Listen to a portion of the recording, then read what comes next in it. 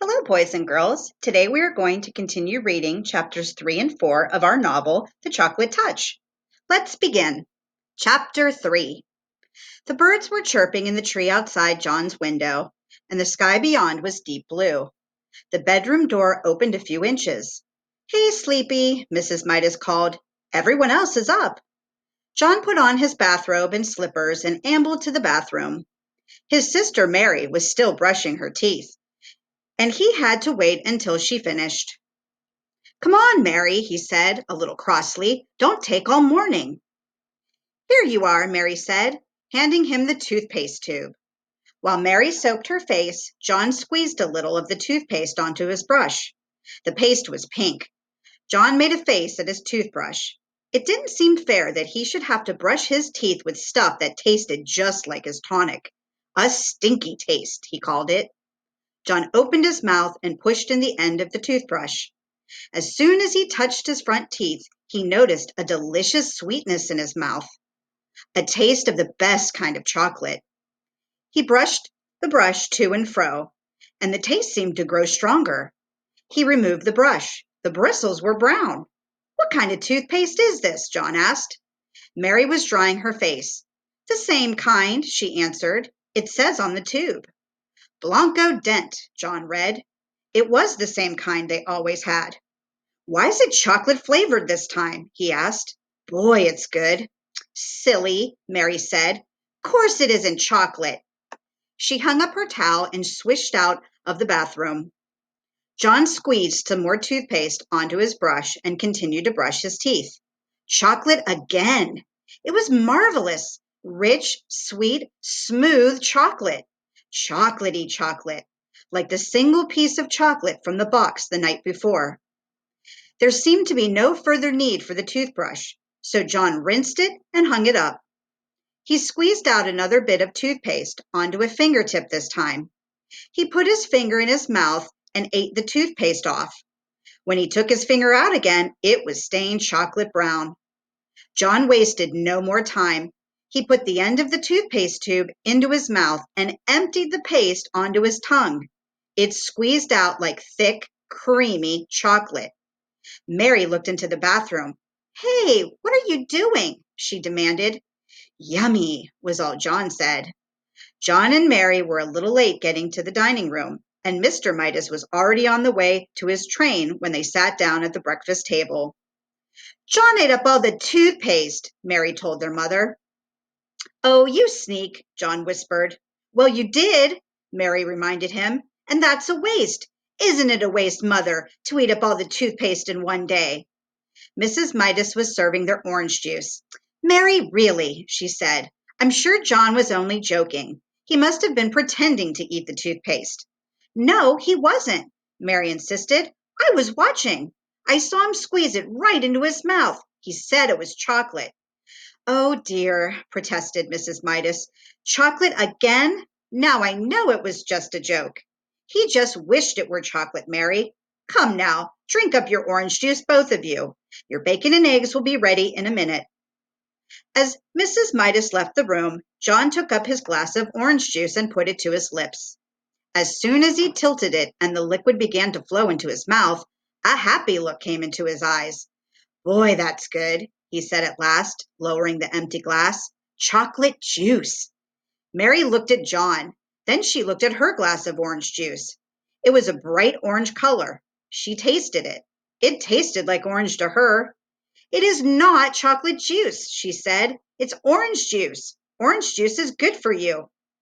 "Yes, John," Mrs. Midas said, hearing the last few words as she carried in the tray of bacon and eggs. "You must drink your—" She caught sight of John's empty glass. "John," she said, "you good boy. That's the first time in ages you've finished your orange juice without having to be told." "It tasted of chocolate," John explained. "All right," Mrs. Midas said. "Very funny. But don't tease Mary too much. Remember, Mary's younger than you are." John silently picked up his fork and sliced the yolk of his fried egg. The yellow broke over the white, and he shivered as he watched it, as he always did. "I can't eat this," he told his mother. "Of course you can't," Mrs. Midas said. "You drank your orange juice. Try to eat your bacon and eggs." John scraped up a small piece of egg and put it into his mouth. It immediately became chocolate. Chocolate white and chocolate yolk. Both lovely, lovely chocolate. John mumbled. Chocolate egg. In almost no time, he had finished every scrap of egg on his plate. Then he tried the bacon. The bacon turned to chocolate too. John had never before enjoyed his breakfast so much. After the orange juice that had turned to chocolate juice in his mouth, and the fried bacon and egg that had turned to fried chocolate, he ate 2 slices of chocolate toast with chocolate butter and chocolate marmalade, washed down with a glass of chocolate milk. I'm very pleased with you this morning, Mrs. Midas said, as she helped John on with his coat. If you promise to eat your lunch at school as well as you ate your breakfast, I'll give you a dime to buy some chocolates with. Oh, that's all right, John said. I don't think I'll need it. Mrs. Midas looked puzzled as she waved goodbye. Chapter 4. John had the bad habit of chewing things when he was thinking hard. This morning he had several things to think about. What had made the toothpaste taste like chocolate? What had made the orange juice taste like chocolate? What had made the bacon and eggs taste like chocolate? What had made the toast and butter and marmalade taste like chocolate? Each one of these things had felt the way it had always felt before. The toothpaste had been soft and pasty. The bacon had been hot, crisp, and oily. The toast had been crunchy, and the marmalade sticky and lumpy. But everything had tasted like the chocolate he had eaten in bed last night. John put a gloved thumb in his mouth and thoughtfully chewed. His mother had frequently pointed out to him that chewing his gloves made little holes that let in the cold air. But he chewed them just the same when he was thinking hard. This time, he had noticed something very queer about the thumb of his glove.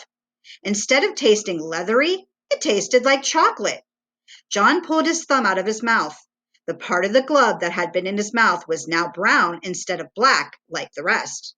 He bit the end of the leather thumb again. It came right off in his mouth, leaving his own thumb bare. John chewed, and it was like chewing leather made of chocolate, leather that melted like chocolate. In a second or two, he swallowed it. The gloves were not new. John had had them quite a while. He couldn't understand why he had never thought of eating them before. He tried to tear off one of the fingers, but the leather was too strong for him. He put it into his mouth, and it immediately turned into chocolate. Then he was able to break it off easily. He popped it into his mouth and chewed it up and swallowed it. It was delicious. Walking along, devouring his glove, John did not notice one of his schoolfellows, Spider Wilson, until he heard his voice. "John's gone crazy! John's gone crazy!" Spider yelled. Then he turned on John. "Don't they feed you where you live?" he sneered. Spider was in the grade just above John's and was one of the meanest and slyest boys in the whole school. John gulped down a large piece of the second glove's palm and looked pleased. "What's the matter?" Spider demanded. "Do your people make you eat leather?" "This is special leather," John replied. He licked his lips and sighed contentedly. "It turns into chocolate as soon as you put it into your mouth. Look." John bit off the glove's little finger and took it out of his mouth. "Now it's chocolate." He put it back into his mouth and gulped it down. "Give me a piece," Spider said. "Why should I?" John wanted to know. "They're my gloves." "Hand over a piece," Spider said. "Do I eat your gloves?" John asked reasonably, his mouth full of chocolate. "Why should you eat mine?" "Those aren't real gloves," Spider said. "Whenever one person has candy, he has to share it with the others. That's the club rule." "What club?" John asked. "Never mind what club," Spider said, "but you better let me have some of that chocolate." Without waiting longer, Spider snatched what was left of the second glove. John was too surprised to resist, and he didn't want to anyhow. He had a feeling that he'd had enough chocolate for a while. He was getting a bit thirsty. Spider ran only a little way ahead. When he saw that John wasn't going to fight to get his glove back, he started to eat his prize. He stuffed the leather into his mouth and took a big bite. Spider stopped short in his tracks. He frowned and bit deep into the leather again. Disgusting! It tasted worse than just leather. It tasted like leather with which a boy had made mud pies and snowballs and patted old dogs. John thought perhaps he might be getting late for school, so he started running. He left Spider Wilson spitting the soggy remains of the glove into the gutter. Still giggling to himself about the defeat of the enemy, John walked between the great stone pillars of the entrance to the school grounds. He had gone no more than halfway to the main building when he heard Susan Buttercup calling him. She was standing near the jungle gym with some of her friends. "I've got something to show you, John," she shouted. As she came running to meet him, he could see that she was waving something in her hand that flashed as it caught the rays of the sun. It was a silver dollar. "It's a birthday present," she explained, showing him the dollar. "Isn't it beautiful?" The sight of such wealth made John forget the triumphs of his own day. "It's a good present," he said. "Are you sure it's made of silver, though? I once got a whole bag of gold coins in a Christmas stocking, only they were chocolate coins covered with gold paper." "Of course it's real, silly," Susan said. "My daddy said so. You can feel it if you don't believe me." She handed him the coin. John looked at the coin suspiciously. "All right," Susan said. "Bite it if you think it isn't real. Go on, bite it." John felt rather silly. "I can see it's real now," he said. "I don't have to bite it." "But I want you to," Susan insisted. "You weren't sure." "Well, make sure. That's what they always do on television. When a cowboy wants to make sure a dollar's real, he bites it." John put the dollar about halfway into his mouth and reluctantly bit it. His teeth went right through the coin. The part that had passed between his lips was hard but sweet chocolate. Susan could hardly believe her eyes. She had given John a complete circle of silver. He sadly handed back a crescent. John didn't know what to say. Susan couldn't speak. Tears trickled down her cheeks like rain down a window pane. She looked at the piece of dollar in her hand. She looked up at John, whose face was red with embarrassment. "John Midas," Susan blurted out at last, "I hate you." She turned and ran away before John can think of anything at all to say.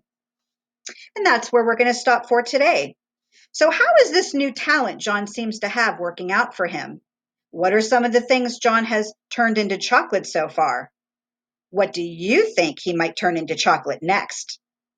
That's all for this week. Don't forget to complete your quizzes for chapters 1 and 2 and 3 and 4. I look forward to reading to you again next week. Until then, bye.